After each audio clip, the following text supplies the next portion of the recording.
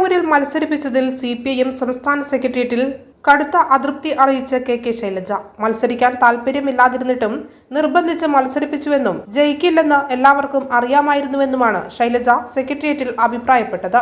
കഴിഞ്ഞ നിയമസഭാ തെരഞ്ഞെടുപ്പിൽ മട്ടന്നൂരിൽ നിന്ന് വൻ ഭൂരിപക്ഷത്തോടെ വിജയിച്ച കെ ശൈലജയ്ക്ക് ഇത്തവണ പേരാവൂരിൽ CPIM കോട്ടകളിൽ നിന്നുള്ള വോട്ട് പോലും ലഭിച്ചിരുന്നില്ല. പായത്ത് 1500 വോട്ടിന്റെ ഭൂരിപക്ഷം പോലും കെ ശൈലജയ്ക്ക് ലഭിച്ചില്ല. ഇവിടെ നിന്നും 3000-ന് മുകളിൽ വോട്ടുകൾ ലഭിക്കുമെന്നായിരുന്നു പ്രതീക്ഷിച്ചിരുന്നത്.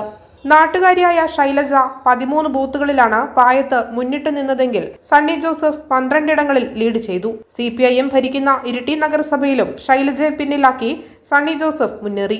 2200 വോട്ടിന്റെ മേൽക്കൈയാണ് നഗരസഭയിൽ നിന്ന് മാത്രം UDF-ന് ലഭിച്ചത്.